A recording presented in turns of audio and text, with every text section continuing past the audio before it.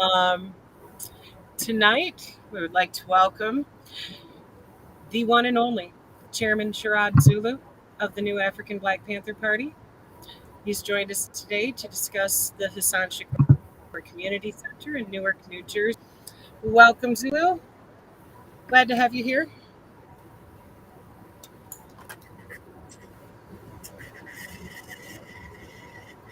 Is he on mute? No, I turned his mic back on. And maybe you have it muted on your computer itself. We can't hear you.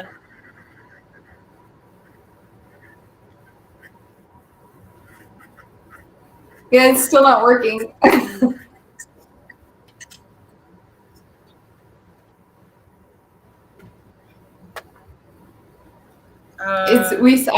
I can't hear anything at all. You're breaking up too, Chelsea, and it might actually be my signal. Give me a second to. Well, but mine's fine, and I can't hear him. Okay. Yeah, I can't hear anything you're saying, Sharod. I'm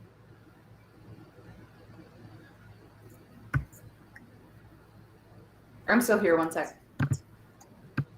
Okay.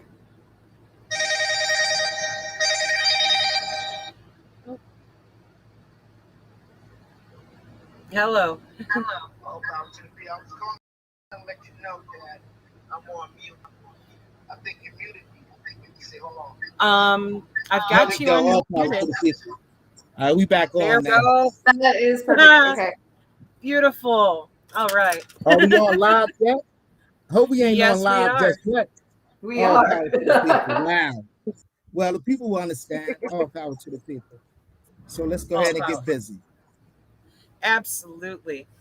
We've been really looking forward to this some time now. So I'm glad to be able to sit down with you and have a conversation.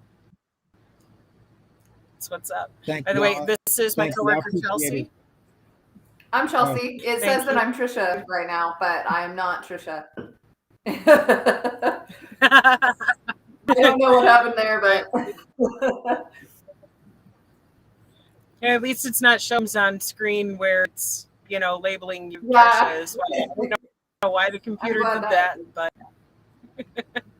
but I see James is logged in and watching. Hi, James. Welcome.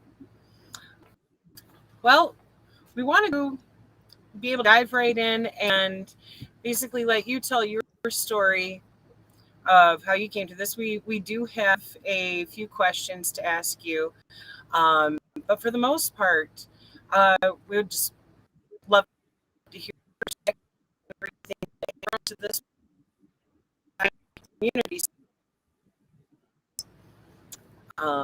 Chelsea, I believe you had the first couple of questions. Well, I didn't know if we wanted him to just start, if he had something to start off with, and then maybe he would answer our questions before we asked them. I didn't know if he had, I didn't know exactly how we wanted to do this. I wasn't really briefed on that. So if you have just an opening or anything like that, we can go with that, or I can start with questions. It doesn't matter. All power to the people. All power to the people. All power. First, let me thank you for We Are Many for allowing me to participate on your program. And secondly, let me also thank your audience for allowing the Panther Revolution to be aired over your airways and being receptive to our message. So today I'm here to deliver a message to the people, a revolutionary message that will hopefully inspire and bring them into political life. So thank you for allowing me to be on your show, and I'm willing to talk about all of the issues that pertain to the liberation and freedom of our people. Absolutely. Thank you. Thank you for coming on. Yes, we appreciate you taking to do this and bring people up to date on the activities of the Panther Beat. Our audience is keen to a lot of the Panther teachings because part of what we have been doing in our book club We have read Bobby Seale's Time. We're in the middle of reading Eldridge Cleaver's Soul on Ice. Panther Education is important because it's enlightening in how to bring the idea of Marx and Lenin and Mao into present day and teach people how to live collectively and take care of each other, because that's what we're here for.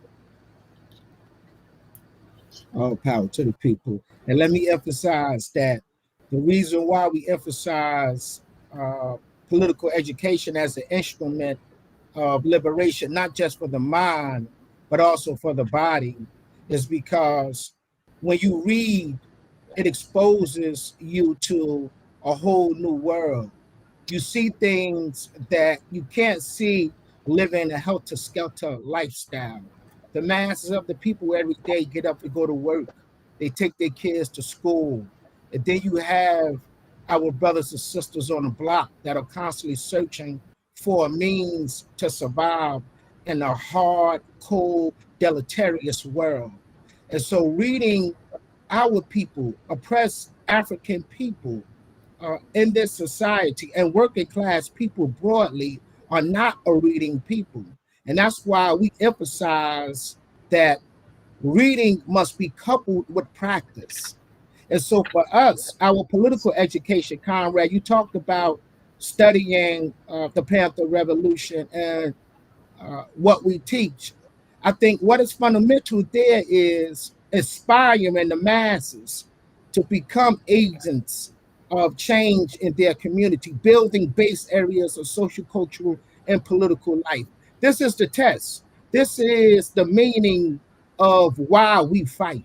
This is the meaning for our existence. Can we build amongst our oppressed people in the brown community, in the white community, in the Black community, a coalition that is capable, that is strong enough to withstand the harshness of the enemy system, at the same time build an oasis or a space for our brothers and sisters in the community to talk together, to read together, to eat together, to struggle together. So this is what political education gives us. It gives us a burning desire to do something. And so I just wanted to appreciate that statement you made, Conrad, by piggybacking off what you said.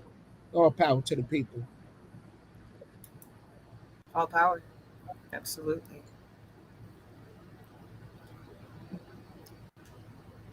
I think my first question is from Rob. He asked, what did your political journey look like and what led you to Panthers?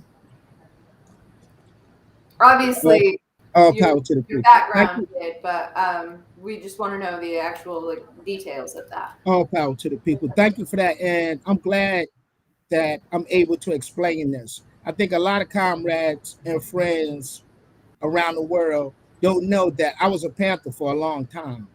I was a Panther when I was a teenager. In fact, the enemies know because they have it documented in their books in the prison system. I joined the Black Panther Revolution in 1998 when I was a very young kid.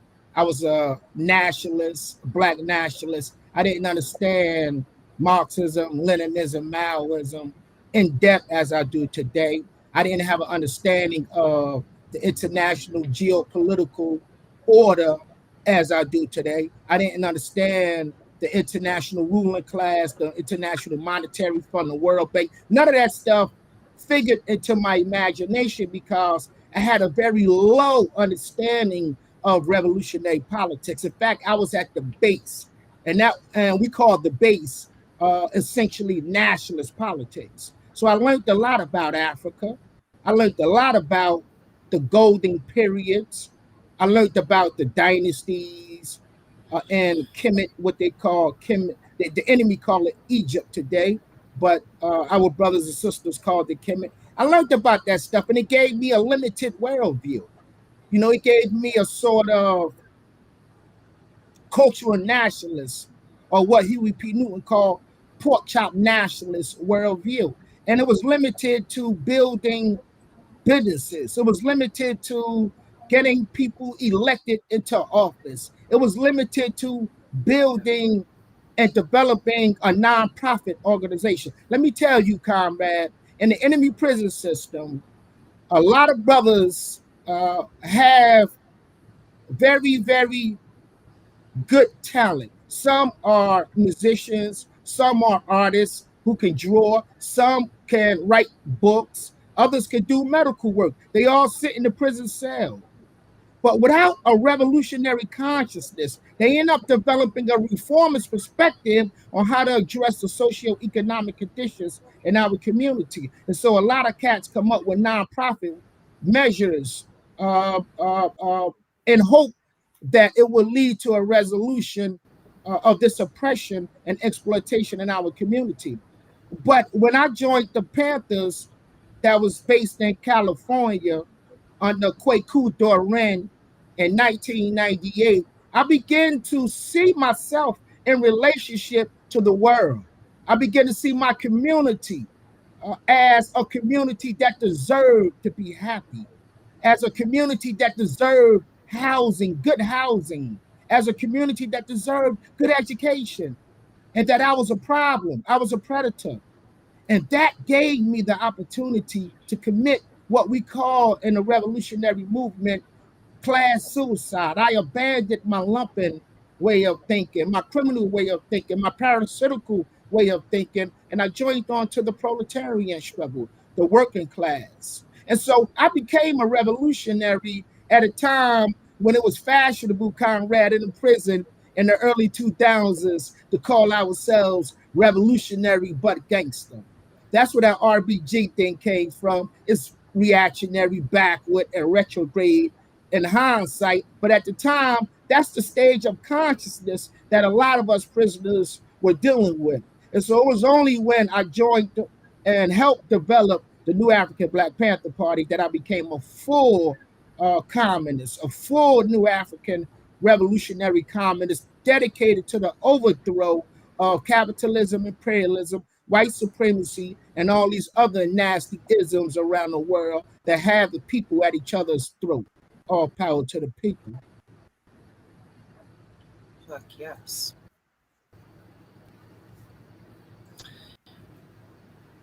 I'm curious, how did the center come to be? What path from there forward brought you guys to this point to being able to open up this community center? All power to the people. So you asked me a question. How did we acquire the Hasan Shakur Community Center? And it's fitting that you asked that question. A lot of brothers and sisters in the Newark community want to know how we acquired this community center outside of the brothers and sisters in the know. And so I want to go right now on record and say, initially we acquired the space by taking it. We squatted it, the place, we took it over, and we said, this is the property of the community. It belonged to the revolutionaries, and we will not give it back. That's how we acquired the property. Later on, I wrote a letter to Ras Baraka, who is the mayor of Newark, New Jersey. In that letter, I explained that the nature and purpose of a revolutionary organization is to do away with the dirt, filth, and poverty that are hurting our brothers and sisters by lifting them up through education, by lifting them up through cultural programs, by lifting them up through actual involvement in political life. I said that the Hasan Shakur Community Center will be a beacon of resistance. The Hasan Shakur Community Center would be a beacon of love, and it will reverberate around this community as an independent institution. We're not receiving funds from any local or national or state government. We're not receiving any funds from any local or national nonprofit organization. We're not receiving any funds from any banks or any lending institutions that are connected with the capitalist enemy system. Our nickels and dimes come from the masses of the brothers and sisters in the community that are contributing every day $1 here, a penny here, 5 cents here. And so the Hasan Shakur Community Center initially came into our grasp because the community told us, you've been out here for 2 years serving the people, food, serving the people that were homeless, serving the people that were displaced in housing, coming to the aid of our brothers and sisters that were being brutalized in the streets by the police. You have come to the aid of our brothers and sisters at every facet of Newark, New Jersey. Therefore, you should go ahead and take this building. This is what the community said, comrade. And so that's how we acquired the space. And after I wrote to Ras Baraka, who is the mayor of Newark, New Jersey, they invited me downtown to Newark, New Jersey, in Newark, New Jersey, at City Hall to sign a piece of paper giving the new Afrikan Black Panther Party complete and total ownership of that building. We had to put down $1 million insurance on it in order to get the city to sign off on it. So that's how we came into the building. It's on the record, and I'm glad I was finally able to tell the brothers and sisters, because I want this to serve as a model across the country. You see a place that is empty, that is abandoned, that is a blight, and you can refurbish it, you can rehab it, and you can turn it into a property that will benefit the community. Take it. It belongs to the people. Take it and deal with the oppressors later. All power to the people. Hell yeah. I love what you did there. That's beautiful. That's what we need to see more of, because when it comes down to it, these abandoned properties that are in every major city across the country that have sat empty, those are the people's properties. We got every right to be able to seize those and make use of them for benefit to the community. That's all power to the people. All power to the people. And let me just say this, comrade, since we're talking a little bit about property, I just want to, educate some of our brothers and sisters on this idea of property versus collective property versus individual property. I think that for a long time, African people, oppressed people, brown people who have been at the bottom of the economic and political system have this idea that acquiring a house, acquiring a car, or getting a big job will enable them to live a life free of strife. And I think history points out, no matter how much you melt into the enemy system, you can become the president of the United States. And we have that example with Barack Obama. And nothing has changed for African people, for oppressed people, for our brothers and sisters around the world, except Libya lost its leader when the United States dropped a bomb, killing Muammar Gaddafi and his government. Syria can't function because United States and NATO dropped bombs on Syria. The Middle East is in flames as a result of what's happening in Yemen every day. Millions of our Yemen brothers and sisters over the last 8 years have died as a result of bombs being dropped by France, Britain, Germany, United States, all supporting Saudi Arabia, which is a puppet monarchy in the Middle East, doing the bidding of imperialism. So I'm not sold on this fake love, this fake hypocrisy they're showing for Ukraine. Revolutionary politics allowed me, it gave me the ability to see behind the smoke screen. And I can tell you right now, comrade, we're living at a time where the revolution, the Panther Revolution, and when I use that phrase, let me delineate what I mean. The Panther Revolution states we want to build base areas of social, cultural, and political power in the oppressed community, coupled with the overthrow of capitalism, imperialism, and the establishment of socialism. That's Panther Revolution in a nutshell. And the reason why I thought it was necessary to delineate that is because you have 1,000 groups out here calling themselves Panthers or a Panther movement. And these groups don't have a fundamental understanding of Pantherism one-on-one.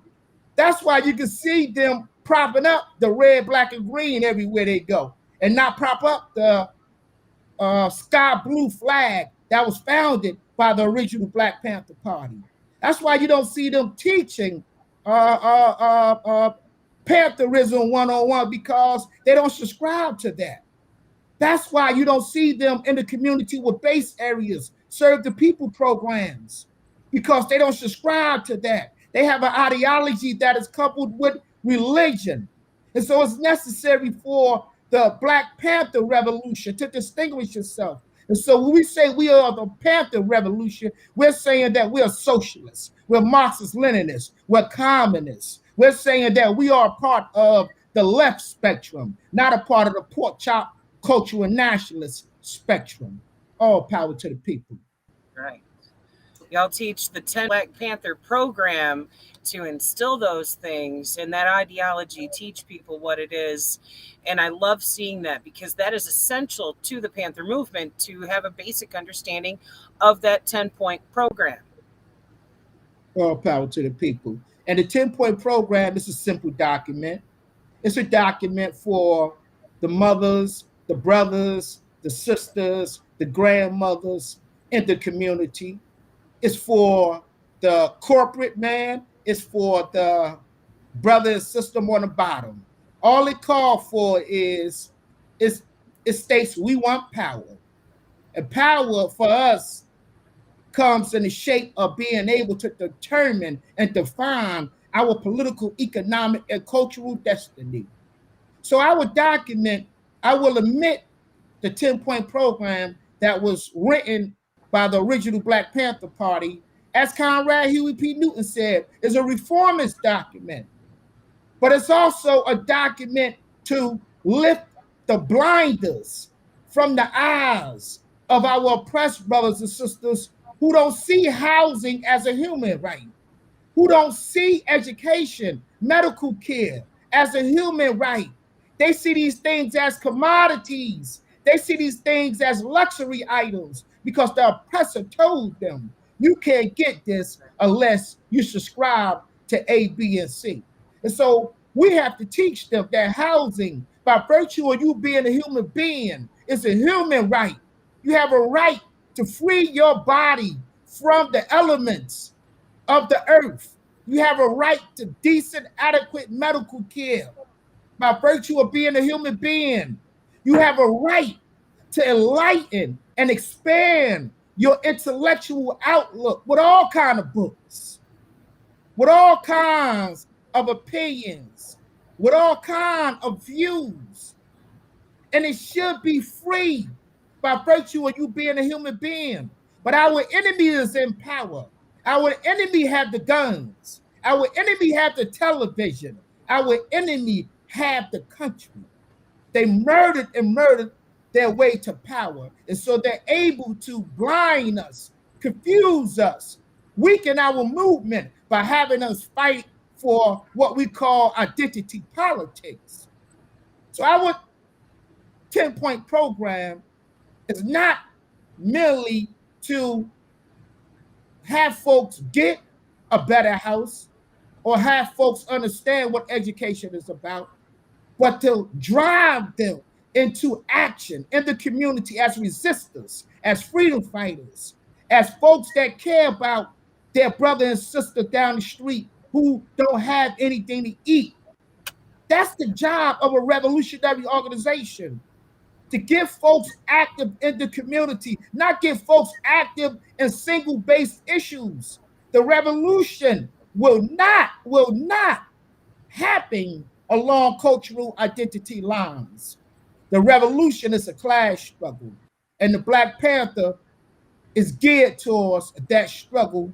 And the only resolution we think for oppressed people here in the United States and around the world is revolution, socialist revolution. All power to the people. I do want to take it back to what you said about people going for individualist gains and things like that. We actually covered that in our last essay. we're reading Killing Rage, Ending Racism by Bell Hooks. More power to the people. And so this last essay that she talked about was talking about individual Black people being happy with physical means being met, like just because that's what they worked for in those times after the civil rights movement, was just they were satiated with this whole I can have what white people have, and not realizing that like only certain white people have those things. And so it was kind of like moving yourself into being satisfied individually without having any communal responsibility anymore. More power to the people. Yeah, I think that, I get your question. I think that when you delineate that kind of individualistic, materialistic world outlook, it has a particular context that we must put it in. When you look at slavery here in America, and you had a group of Blacks on one plantation that perhaps had better clothes than other Blacks on another plantation, perhaps were able to have Sunday school in the field while others couldn't on other plantations. And so when these Blacks, these slaves, would visit each other's slave masters' plantation, they would get into arguments with each other over who had better shoes, or who had a better hut, or who had better raggedy pants. And these slaves would literally come to blows, fighting, defending the interests of their slave master, because they were indoctrinated. They were educated to believe themselves as beasts of the field, and believe their slave masters as being ordained by God. And so they adopted a very inferior attitude of themselves, and they adopted a superior attitude of the slave master. And over time, the slave master car became the desire of the slave. The slave master's house became the desire of the slave. The slave master's job became the desire of the slave, because the enemy said that this was a mark of success. And so when the brother and the sister who can't get the car, can't get the job, can't get the house, they look upon the enemy system and say, you have told me a lie. You have bamboozled me. You have hoodwinked me. Therefore, they go into the streets and they commit crimes to get that car, to get that house. And so the enemy system is directly responsible for the degradation, the humiliation and exploitation of our communities. I don't give a goddamn how many Blacks you have in power, how many Latinos you have in power, or how many friendly anti-imperialist whites you have in power. The enemy, the ruling class, the 1%, our oppressors have designed our community. And so it's important, brothers and sisters, to understand that individualism is a cancer in our struggle. It teaches you to be about yourself. It teaches you to want only for yourself. It teaches you to look upon the collective as being poisonous. But the revolution, the Panther Revolution, when they indoctrinate and educate in our brothers and sisters that sharing your bowl of rice with one another is not a crime. Sharing your cup of water with those who are dehydrated is not a crime. We have to begin to build amongst our brothers and sisters this idea that I am we, that I am we. So I won't pick up a gun and meaninglessly shoot you down if I believe in you as my brother or as my sister. I won't run into your house to take your furniture or your TV or whatever little bit of money is there, if you are my brother, if you are my sister. But if we don't educate our brothers and sisters that collective struggle is the road to freedom, then our oppressor is going to educate our brothers and sisters that the individualistic road is the one they should be on, because that's the road will break up the unity that we need to strike down this oppression and to build up in our community an oasis of love and respect and dignity for one another. All power to the people. Absolutely. It's beautiful. Awesome. Is that speaks towards ethics, the lack of ethics in the government, and the 1% of not giving any kind of fucks, but the ethics that we as the proletariat need to learn, because ethics will teach you that anything that is required for survival is therefore a human right, whether it is housing, food, education, medical care, all of these things that we call for, that these are literally human rights, and there's no arguing that when it comes to the lines of ethics. All power to the people. And I think that's where our movement is lagging behind other revolutionary movements around the world. And that is, we don't have a revolutionary ethical culture in our movement. We don't have this ethical understanding that what I want for myself, I want for you.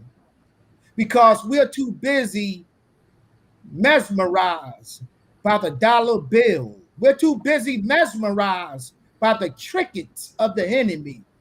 By all means, I need to get this car. By all means, I need to land this corporate job. By all means, I need to send my kids to Harvard or to Brown or to Yale University. And our brothers and sisters in the community have been educated in this way by our enemy.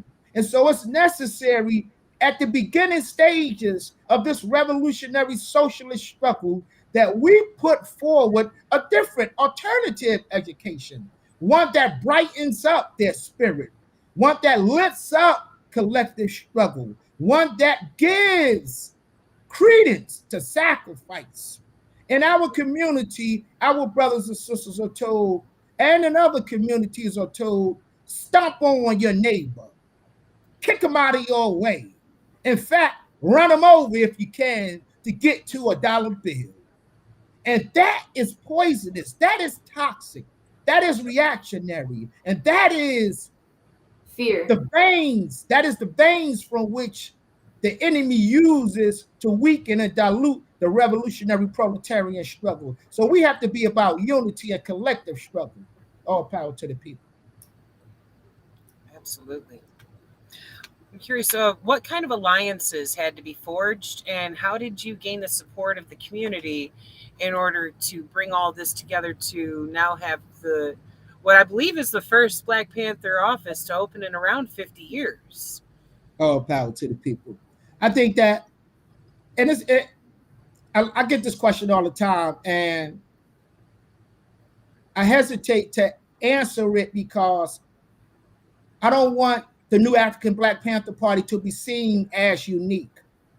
I don't want the new Afrikan Black Panther Party to be seen as a uniquely revolutionary organization that is different from every other group in the country. To make that statement would be false. There were groups out here. There were Panther groups out here. Here, especially in New York and Jersey City, you had the New Panther Vanguard under Comrade Breeze from Jersey City. They were making a start at rebuilding the original Black Panther Party. They had a newspaper circulating long before the National Alumni for the Black Panther Party Association came out there. They had groups that were trying to keep alive the legacy. Absolutely. I think what distinguished the new Afrikan Black Panther Party was our unique development. We started in the prison cell. between two individuals. I wrote a letter to Rashid. Rashid wrote a letter to me, and hence the development of the new African Black Panther Party. And I think coming home in 2019 was an opportune time to organize because police repression was everywhere. Our brothers and sisters was being shot down everywhere. You had the Sterling Alting shooting. You had the Breonna Taylor shootings. You had George Floyd shootings last year. You had prison conferences that were taking place the beginning of last year, last year and 2020. You had a lot of brothers and sisters in the community marching on the United Nations. You had groups in New York, December 12th movement. You had Puerto Rican Boricuas, and I apologize, comrades. They may be looking tonight. I apologize for butchering their name. But you had the Boricuas in New York. You had a lot of groups that were coming right off the heels of the Occupy Wall Street insurrection, and I call it an insurrection. That's what it was. Not a revolution, but an insurrection. And so consciousness was in the air. And when the new African Black Panther Party took on the issues here in the city of Newark around prison, they were trying to build the prison here in the city of Newark in 2019, right on South Orange Avenue, where the Hasan Shakur Community Center is located at. And so we took on a campaign every Friday. We called it No Prison Fridays. And for 3 months, we led the masses on South Orange Avenue in constant and consistent struggle against this prison. And it culminated into almost a 2,000 march on South Orange Avenue, where Governor Murphy, the Ras Baraka, the Attorney General Gruber at the time were forced to come out and say, we're not going to build this prison here in the city of Newark. That was the job, that was the work of the new African Black Panther Party. We stopped that prison. For 2 years straight, we fed people on these corners. 2 years straight. When the water was horrible here in the city of Newark, where lead was everywhere. Pick up a cup of water and drink it, you may die. That's how bad the water was. Well, we took on that fight. We took it to the doorsteps of the mayor. So the new African Black Panther Party was agitating, educating, and organizing in the community long before folks got whiff of our work here in Newark, New Jersey. And so I think the people are hungry. The people have a desire. In fact, let me say it this way. Minister of Defense Huey P. Newton said that power is the ability to look at a phenomenon and make it act in a desired manner. The new African Black Panther Party have looked at the lack of housing, have looked at the lack of education, have looked at the police brutality rampant in our community, have looked at the bad water, and we brought people into the streets in order to get those in power to act in a righteous desire so the people can be free of all of those poisons. So we've been doing the work. And that's what comrades and brothers and sisters around the country must understand. Revolution is not an instantaneous thing. Building base areas where you become one with the people, you live with the people, you struggle with the people, you fight with the people, you love with the people, you marry with the people. That's a protracted process. The people will not give you legitimacy just because you say you have a program or just because you want to run for office. You have to get in there, mix it up, get in the trenches. Show the brothers and sisters that you're sincere, that you have what we call in the movement that organic, authentic spirit of love. All power to the people. Oh, yeah. That is absolute praxis right there. hand in hand with the theory to go with it. It Thank takes you. all of that and that love, because that truly is what fuels actually having a revolution, is loving that much, giving that much of a damn about everyone around you and wanting to lift everyone up.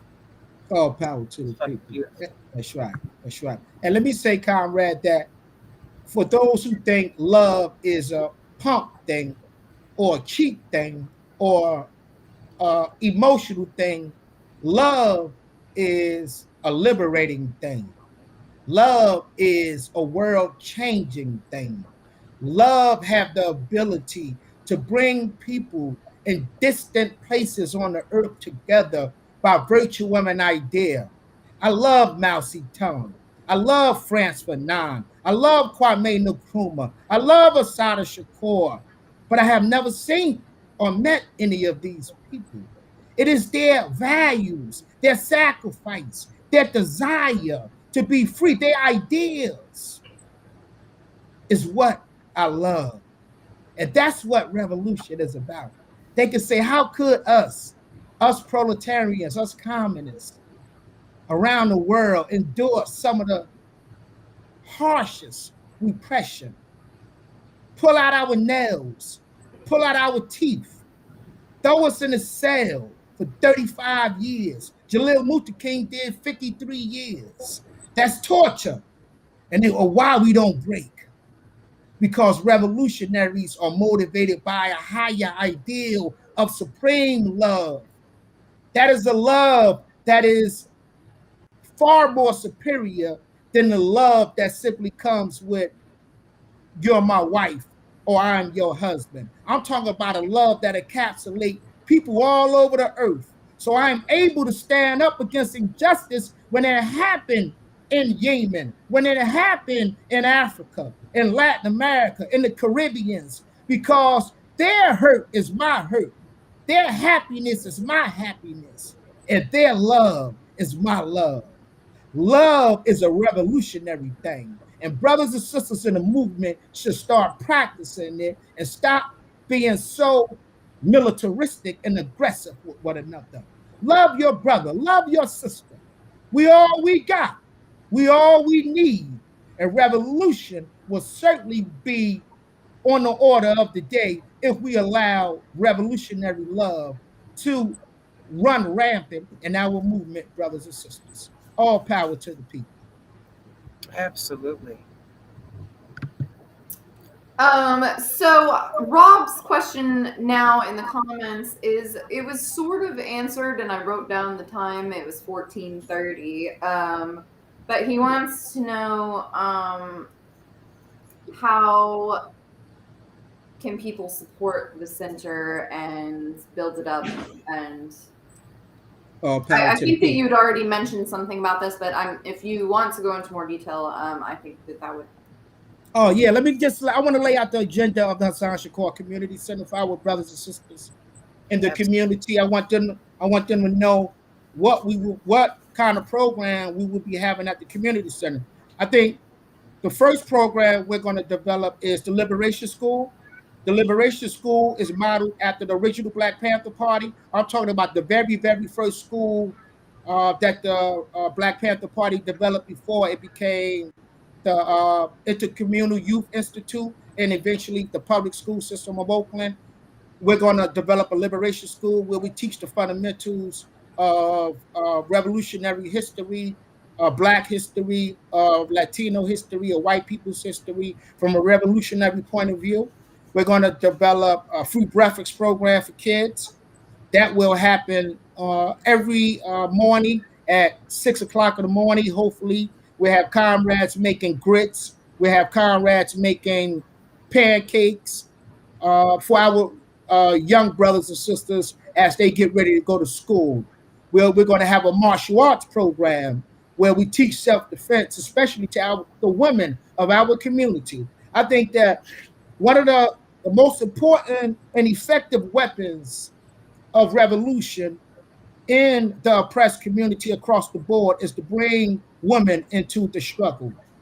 Women, especially revolutionary Black women in the Black Panther Party, comprise 60% of the movers and shakers. So by teaching them martial arts, they'll be able to defend themselves against the pig when he start talking that pig talk.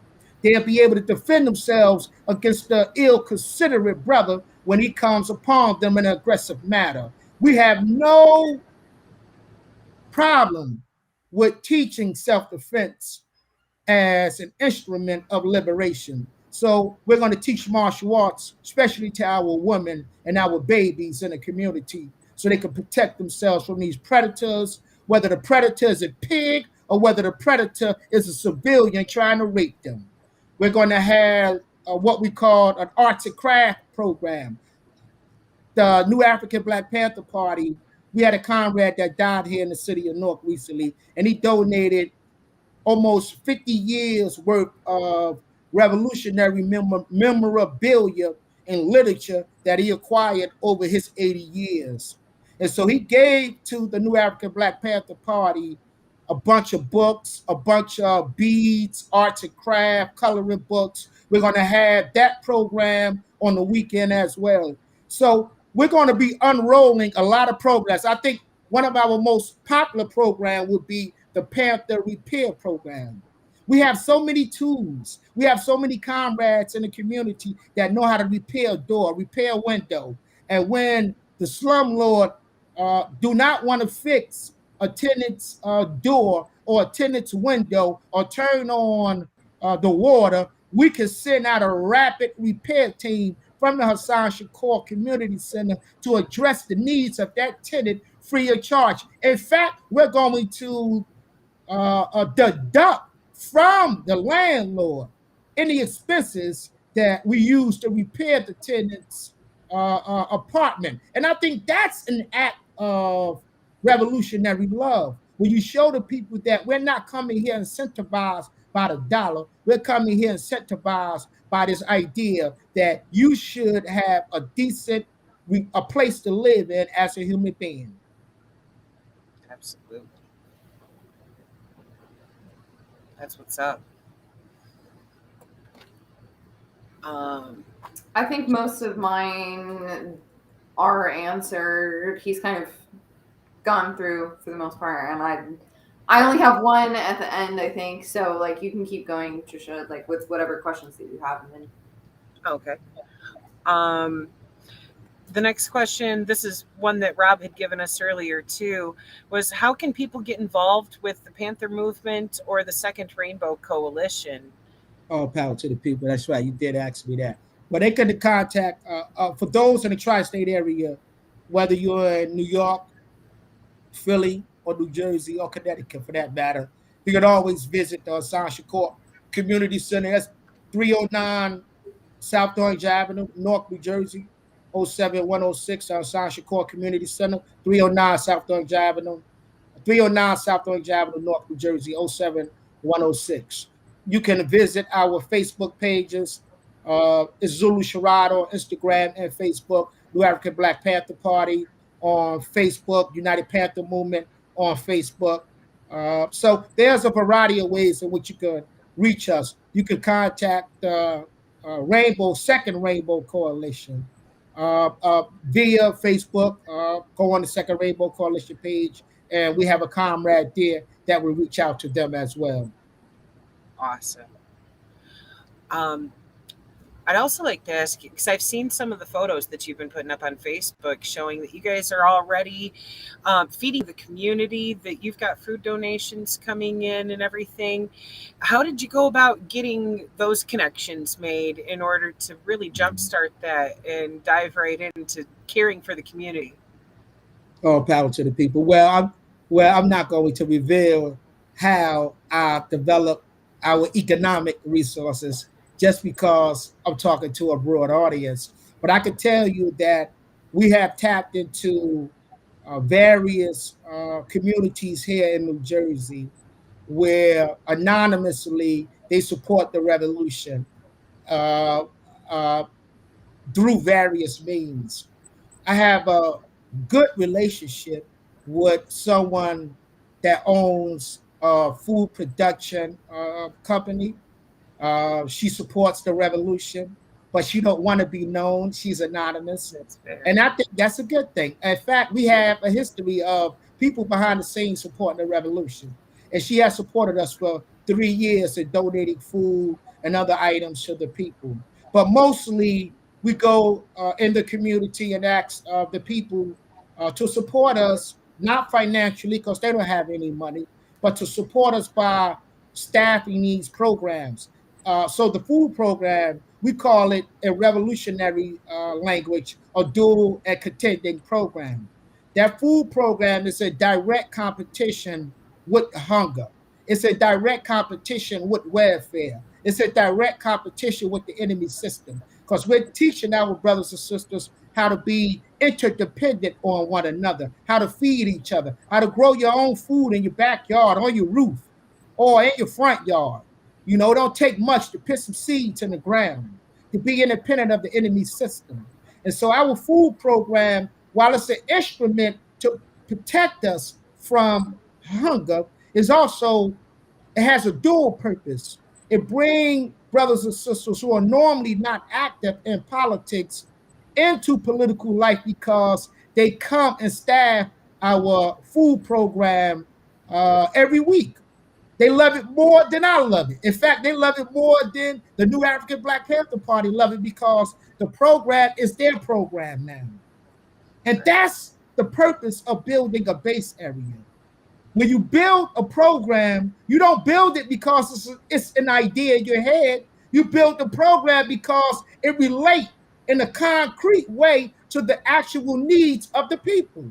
And when the people see it, it becomes a material force in their lives. They grab it, they hold it, and they ride it because it is a necessary thing on the pathway to getting some freedom, justice, and equality in our community. They have to be involved. And that's why it's necessary to develop these programs. Those are the people's programs, not the Panther Revolution's programs. I hope I answered your question. All power to the people. Absolutely. I'm just curious going forward from there, like what you would recommend to other groups across the country or around the world that are wanting to do the same thing and get that ball rolling and be able to actually start feeding their communities. Well, I think they should start with what they have right now. If you have 2 or 3 people in the community around the world and they're able to put together $50, $100, they should use that as a starting point to go and purchase either some hot food, clothing, or whatever the community need they're operating in and give it to the people. Over time, that $50, that $100 will mushroom into brothers and sisters supporting your program. So now you can feed hundreds, thousands, possibly millions. But you have to start somewhere. And you don't necessarily, and I want brothers and sisters to listen to me in a real authentic way. You don't need a corporate sponsor to take care of your brother in the community. You don't need a grant to buy some soup and feed the homeless. You don't need the government giving you housing to take a few pieces of cardboard or a few pieces of plywood and construct your own housing. We have to think in terms of defending our future from fascism, from capitalism, imperialism's repression. So building what you have right now will enable you to be better prepared later on. In the movement, we say that if you don't have guns, if you don't have money, if you don't have a headquarters, once you start organizing in the real way, you can have all of that stuff. You got to have good politics, revolutionary politics, those kind of politics that the people say, right on, I could get with. But if you got a politics that only moves them into voting every 4 years, every 6 years, then you're not going to get any real change. In fact, we're going to be in this condition 100 years from now, whistling in the wind, wondering why we gave this enemy another reprieve, because we was too foolish as revolutionaries to get together, get organized, and strike as a mighty blow against this enemy ruling class that is organized as a mighty blow against the working class. All power to the people. Absolutely. Let's see. Looking back through my questions here to see if there was anything else that we didn't hit on. If anybody in the audience has any questions, by all means, fire away there in the comments too. Let's see. Is this something that you see growing in more Panther offices being able to finally open up across the nation and around the world? Power to the people. I hope for. That's right. That is our hope. That is our goal. I don't know if you are aware, but recently we had an attempted coup in our organization, and the coup plotter split. Therefore, we had a reset where we're redeveloping the New Afrikan Black Panther Party and the United Panther Movement. We have comrades very limited around the country within the New Afrikan Black Panther Party and the United Panther Movement. We have to grow those ranks again. We have to make sure the Panther becomes a living, breathing force in the community again. So we are 1 year away from an attempted coup engineered by the government of the United States and its flunkies. And I'm not being hyperbole when I say that. We have evidence showing that Keith Malik Washington, who was a member of the New Afrikan Black Panther Party, was working for the FBI for 10 years.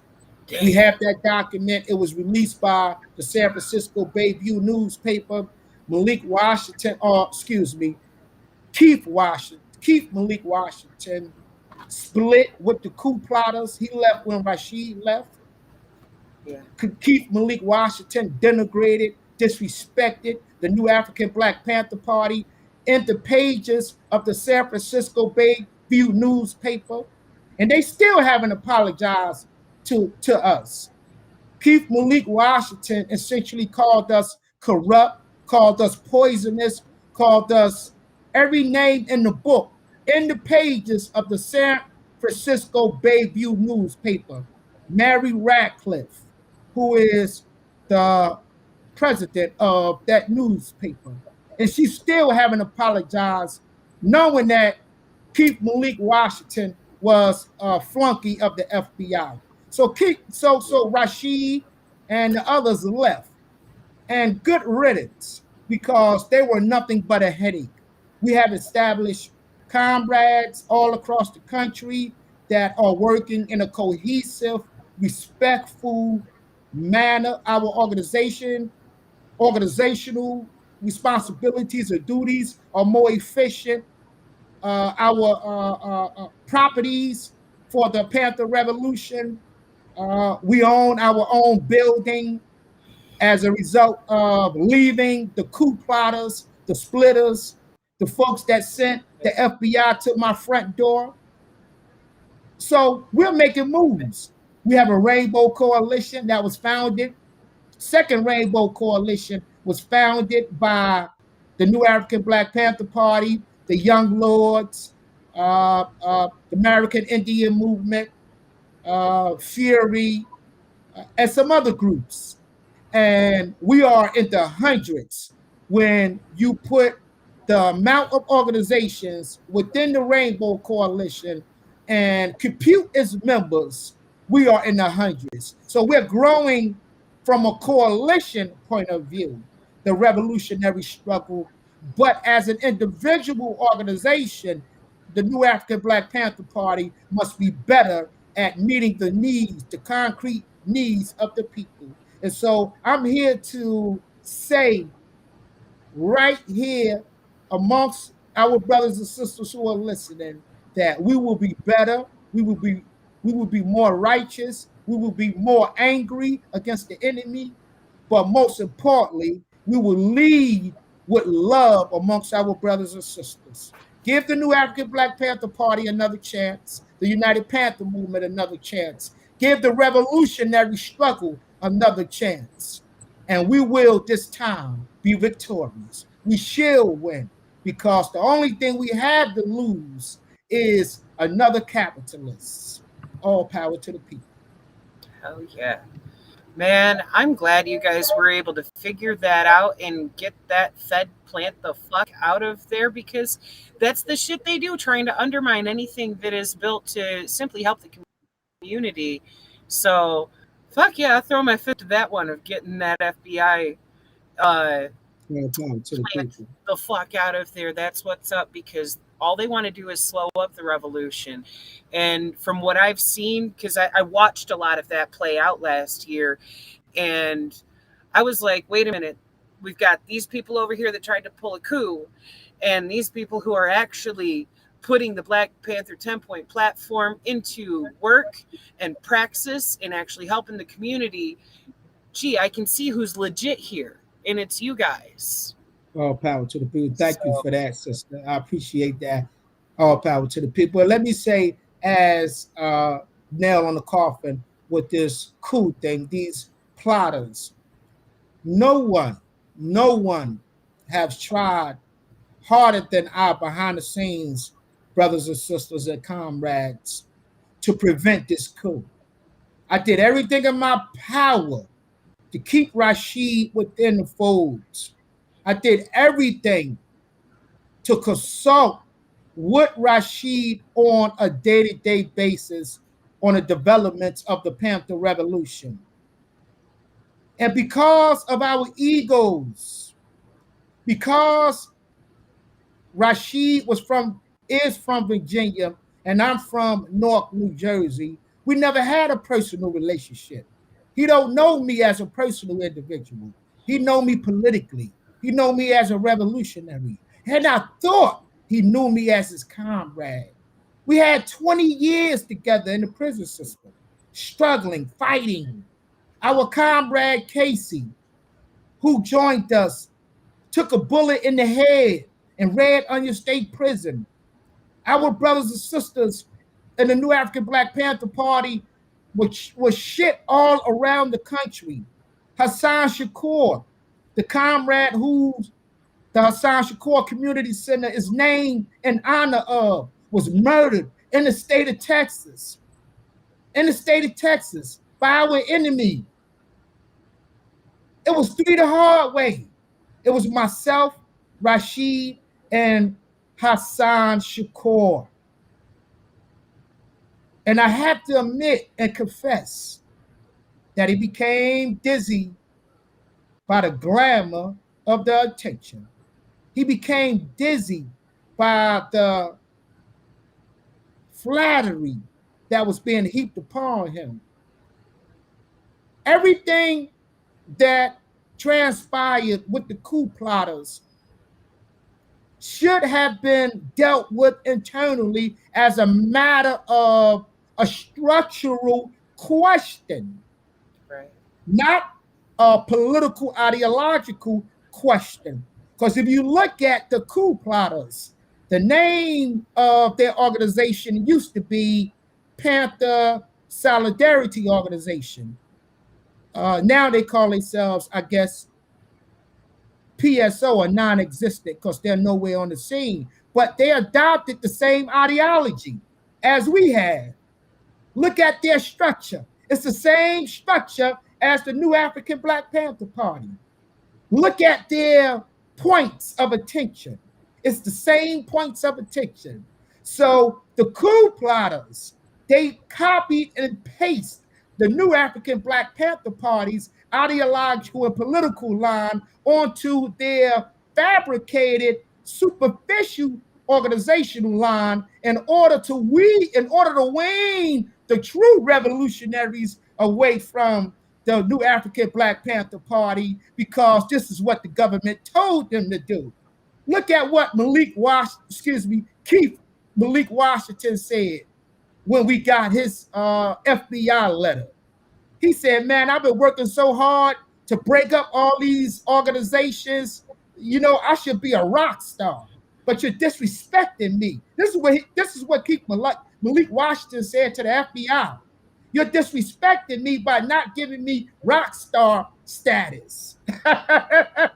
Goodness. And Kevin Rashid Johnson and Keith Malik Washington, names are on all of those documents published in the San Francisco Bayview newspaper, disrespecting, maligning the integrity of the new African Black Panther Party, myself, Comrade Tom Watts, and along with Minister, or our former Minister, Kwame Shakur.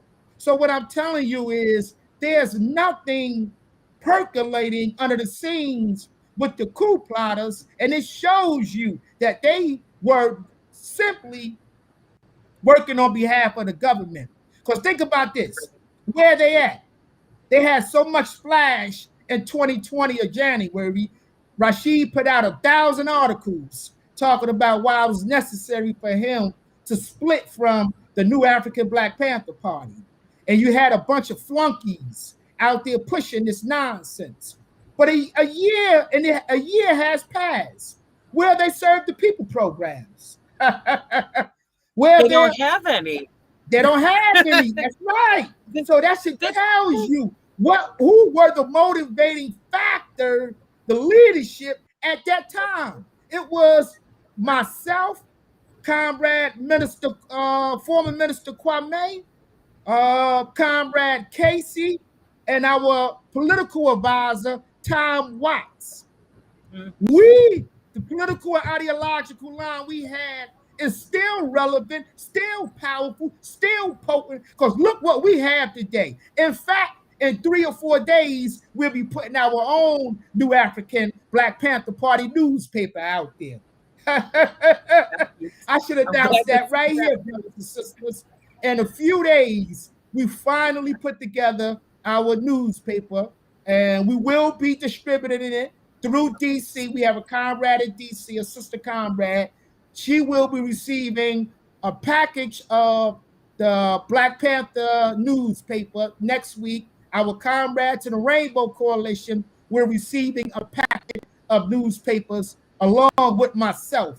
And so this newspaper that is coming out is an instrument of organizing, is an instrument to show our brothers and sisters who are doing the work and why the coup plotters are sitting back laughing in luxury. In fact, some of them I heard got big jobs now since they were able to split the new African Black Panther Party. In fact, I heard at one time that, and I don't want to say her name, but Rashid's wife got a job working for FEMA, you know, carried a gun in a badge at one time until that became known and she gave up the police job. But this should tell you where these people are at. They are directly in the lap of the enemy power structure. They are police agents. All power to the people. Hell yes. That's one thing. I remember a few others calling some of the stuff into question, and I was like, take a look. If these guys who did this coup were putting even half the energy into actually doing some work in the community and praxis as what they're doing into running their mouths on fucking social media and in newspaper articles and stuff like that, you see where their attention and their all of their energy was going, and it was not into the community. It was not into helping to the people. That's right. This CB person says that the paper ships out tomorrow. Yep. Say that again, comrade. This CB person says that the paper ships out tomorrow, not all power to the. So comrade should have the paper tomorrow. You hear that? All power to the people. So we're making moves, and I don't want to belabor the coup plotters because they are flunkies of the government. I want to talk more about the upcoming events that we will have, especially for the Hasan Shakur Community Center. Our founding, the New African Black Panther Party, was founded on April the 21st, 2005. So our building is being rehabbed as I would speak. I haven't shown any pictures yet. Folks are tired of me showing updates. They want to see the final product.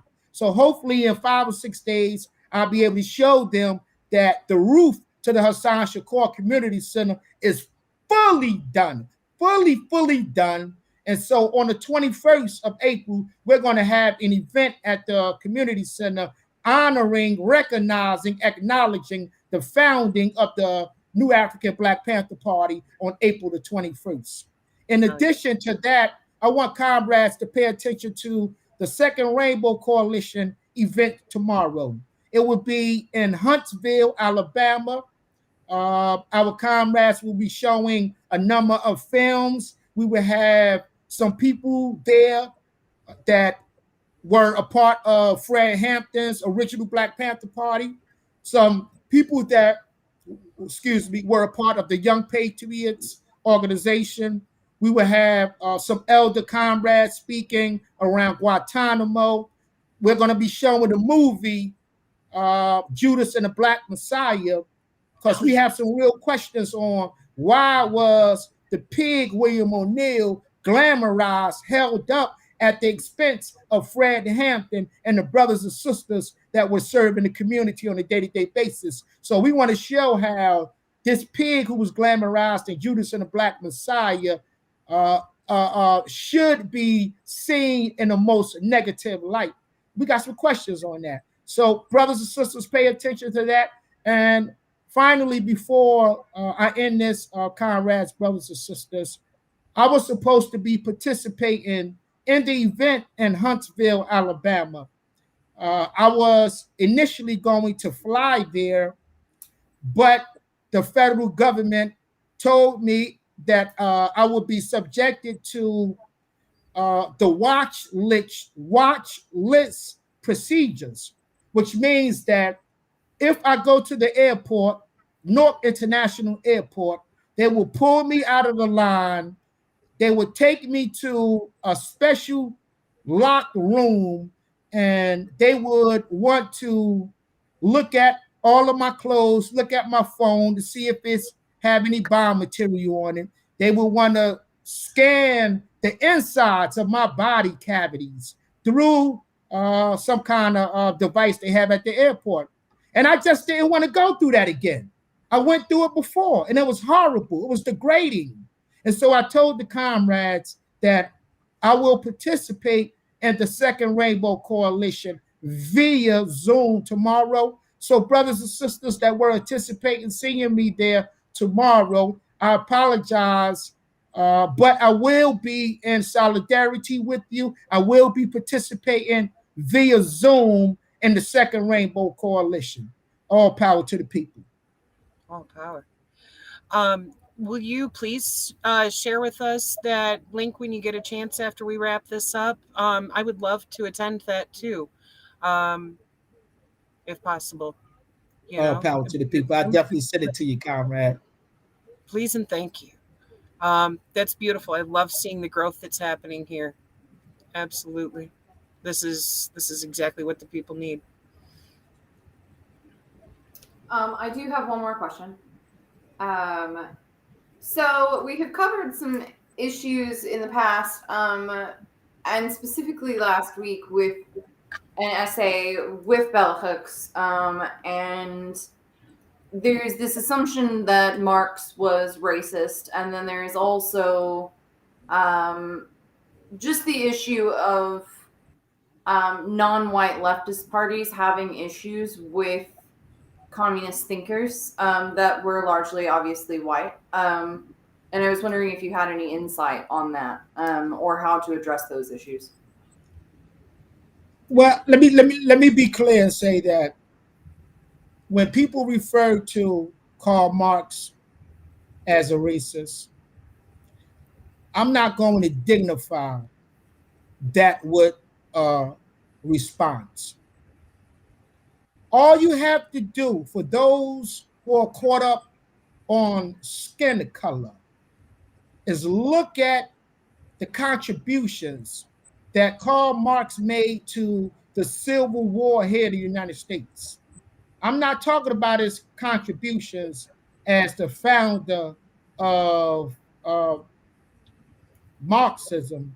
I'm talking about the ideas he put forward in terms of liberating our brothers and sisters in the 1860s from the clutches of the slave system. Now, did he see Europe as the fountain from which the socialist revolution will spring? Yes, he did. And did comrades look at that as being xenophobic, as racist? No. The cultural nationalist elements, those who don't want revolution, those who are afraid to confront the oppressor, those who want to establish a Swahili school, those who want to wear dashikis, those who want to call themselves Abu Bakr. They don't want to study Marxism because Marxism will expose their hypocrisy. Marxism will expose their identification with capitalism, with their love affair of the enemy system. And so those cats that are running around and don't want to identify with our white anti-imperialist comrades are only showing their level of political development. And it's a very low level. So I wouldn't be upset, feel slighted, or in the least worried that they don't have an immediate identification with the revolution. That stuff takes time. It comes over time. They have to see you in practice. You have to break down some barriers. And one of the barriers that our comrades, especially in the movement, and I'm using that broadly. I'm talking about the white anti-imperialist movement, the brown anti-imperialist movement, and the black anti-imperialist movement. One of the things that we have to begin to realize or recognize will free us is this idea that class struggle or class war between the have-nots and those who have is the only option that is available for oppressed people. There's no other alternatives. In fact, a third alternative would be a coward alternative because I want to get in the fight right now between capitalism and communism. So don't worry about people joining the movement right away. Get in the community, do the work, throw some rocks, put out a newspaper, do some serve the people programs, do some anti-prison work, and then those who have been on the sideline whistling or criticizing you will have no choice but to bow before facts, bow before concrete conditions. So when you do the work, when they see the work in the community, your question should be, what are you doing? As opposed to sit back and critiquing and criticizing. What are you doing to elevate, lift up, and expand our brothers and sisters' freedom struggle in the land of white supremacy? Absolutely. Awesome. Thank you. It brings to mind a quote from Kwame Nkrumah, and this is loosely quoted, not verbatim, because I got memory issues, but he was saying that having praxis without theory is going blind, and having theory without praxis is fucking empty. You got to have both, bring both to the table and actually invoke those changes that we all absolutely need. All power to the people. You better believe it. And that's why we say in the Panther Revolution that theory for us is peanut butter and practice is like jelly. They both go together and it tastes so good. Eating one without the other will give you an insufficient taste. And it's the same way with revolutionary struggle. Theory, your ideas must materialize on the ground. People need to see tangible results, not what's in your head, but what are you building? Theory without practice, Kwame Nkrumah said, is empty. And we implore comrades to put practice, put boots on the ground, and we'll give you some theory later on. Hell yeah. Because that right there is the reasoning behind doing the work for the community, that fuels power to it, the that people. drives it, that inspires it to go that much further. That's what I want to see. And I know that's what everybody here wants to see too. So on that note, thank you. Thank you very much for the work that you're doing, because you're inspiring other people who see the work that you're doing and go, wait a minute, we can do that too. We can put this into action in our communities as well. All power to the people. And thank you for We As Many for hosting this interview. And I'm glad that I was able to speak to your audience about some of the work that the Panther Revolution is undertaking at this stage of the revolutionary struggle. So thank you, and all power to the people. Thank you. Thank you very much for joining us. This has been wonderful, and I'd love to extend the invitation to come back anytime you wish and speak on any subject that you would love to educate the people on. Give us updates on the work that you guys are doing. It's beautiful, and I've very much enjoyed having this conversation with you. All power to the people. Thank you, and thank your comrades. All power to the people. Yeah, have a wonderful day. Wonderful night, I should say, the weekend. Thank you, you too. All right, all power to the people. Boots on the ground. All power. Absolutely.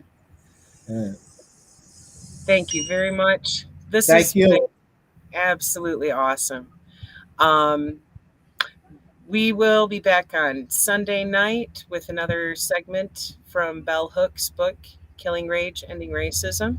And it's going to be very much in the same vein with mental health and revolution. Yes, indeed. So looking forward to seeing you all here then. And another huge thank you. Thank you, Chairman. Thank you too. All power to the people. I appreciate it. It was wonderful being on with you and your comrades. Thank you again. All power to the people. Everyone have a good night. Thank you all for joining us. I'm juggling over here trying to find the music file. I was like, what is she doing? I don't know if I can do that yet or what's going on. Right. Hey, everybody knows by now we're great at awkward intros and awkward exits. Thank you, everyone.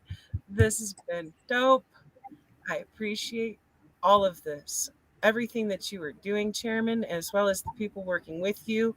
Big shout out to Tom Watts as well and his collaborations here too. And all power to the people. Hopefully we'll get to sit down with Tom soon too. It would be beautiful.